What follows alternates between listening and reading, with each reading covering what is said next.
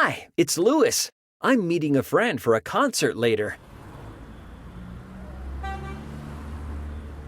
I don't really know this area, but there must be a cafe or something nearby where I can wait. Yeah, this map doesn't really help. It shows where some cafes are, but I'd like to know some more information before walking over.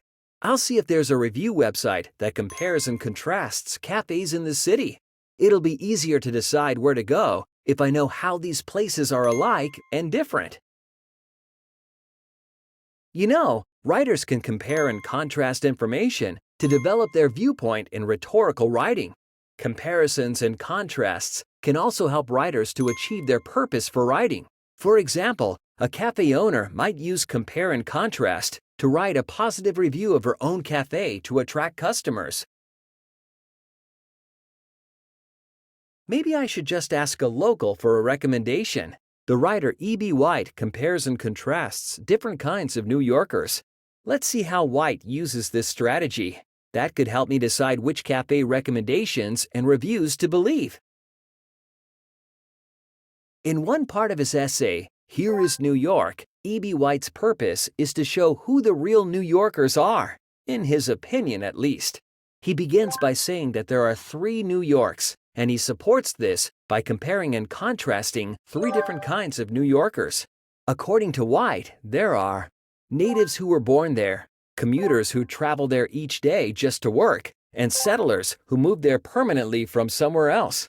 And White gives the same type of information about each group to make comparing and contrasting them easier. Let's organize the information from the essay. White compares and contrasts all 3 groups. For instance, all 3 groups of New Yorkers give the city something. But what they each give is different and unique. All 3 groups work in the city, but only natives were born there. And only natives and settlers are residents. White goes on to explain that while commuters travel a lot, they don't travel within the city nearly as much as residents or people who live there. White focuses on this characteristic of commuters for the rest of the excerpt to illustrate why commuters aren't real New Yorkers.